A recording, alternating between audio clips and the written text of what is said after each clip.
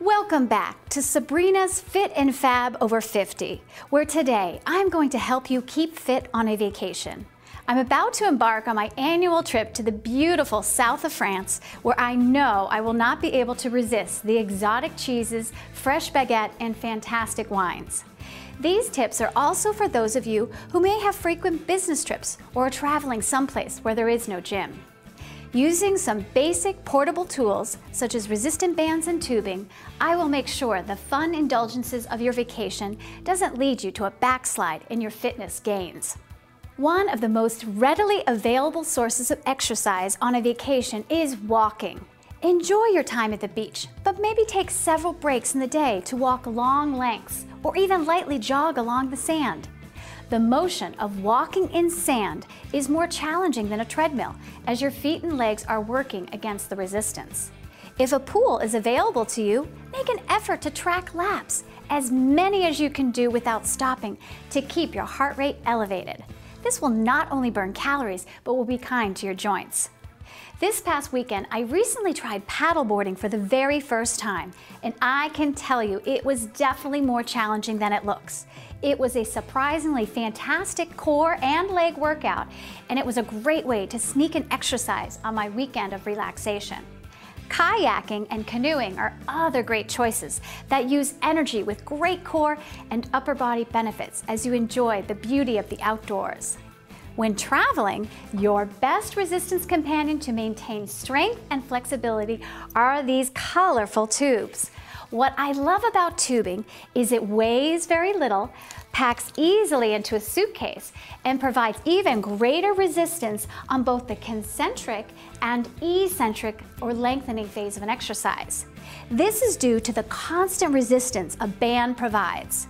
When working with resistance tubes, you want to realize tubing varies in intensity. A good rule of thumb is to look at how thick the tubing is. The thicker the tube, the more difficult it will be to manipulate. I have several examples here, and it is often a good idea to have at least 2 or 3 different levels of resistance. Some companies color code them, as in this case, yellow is the lightest and the blue is more heavy. I also prefer working with padded handles on my tubing because it is much more comfortable. Another nice feature is to find a tube with a sleeve like this one, which prevents wear and tear on the tubing. Always inspect your tubing before you begin, as they are elastic and can become brittle and need to be replaced over time. I'm excited to get started, so the first exercise I'm going to demonstrate with the tubing is a simple bicep curl.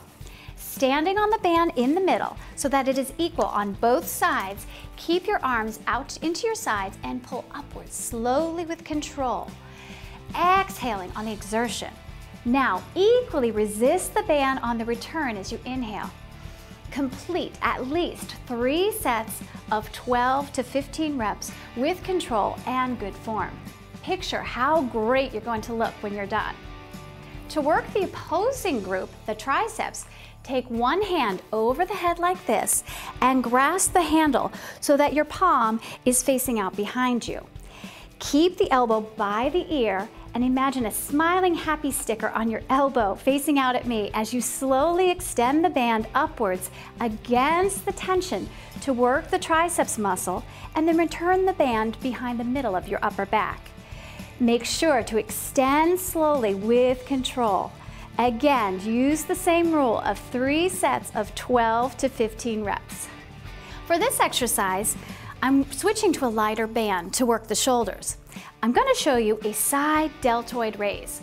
To start easier, split your stance with the tubing under one foot. Raise your arms slowly out to the sides like this and carefully control the downward motion. To increase intensity, you can stand with both your feet hip-width apart on the tubing, which creates more resistance as you raise your arms out to the sides.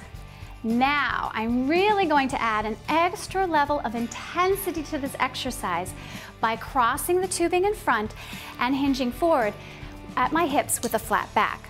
Make sure you are pulling in your stomach and locking that girdle grip into place to protect your back. I am now not only working my shoulders, but my rhomboids and trapezius as well. Use the same slow movement out to the sides, and this exercise is great for your posture muscles to help you stand tall. One of the most common postural deviations I see in my clients as we age is a kyphotic posture, which is characterized by a stooping forward gait, rounded shoulders, tight chest, and a forward head. This posture is the result of many years of weak back muscles and hunching in front of a desk or computer with no back strengthening exercises to offset the damage. The next exercise we can do with tubing is a seated row, which will help you stand tall and keep your spine strong. By sitting on the floor with the legs extended, place the tubing around the feet and wrap each foot so the handles are on the outside. This will create more resistance. Start with the arms extended and then gently but firmly pull the handles back by bending the elbows and gently retracting the shoulder blades. Keep the elbows in close for one set and pull out wide on the second set to add variety of angles on the muscles used. Again, complete the 12 to 15 repetitions for at least 3 sets to create enough fatigue, which leads to muscle strengthening. The last exercise I'm going to demonstrate with the tubing is a chest press, where you wrap the tube around the back. You actually want to fold it in half and hold 2 of the handles together and the sleeve in the other hand. The tube should be under the arms and start with the elbows bent at 90 degrees. Press the handles forward until fully extended. This exercise is sometimes more comfortable to the back when performed with a flat band like this.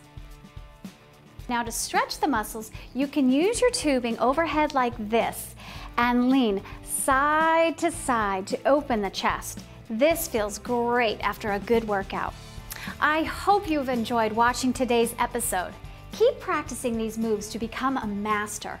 Remember, anything new feels awkward at first, but don't give up. I promise it will get easier. I look forward to seeing you next time on Sabrina's Fit and Fab Over 50.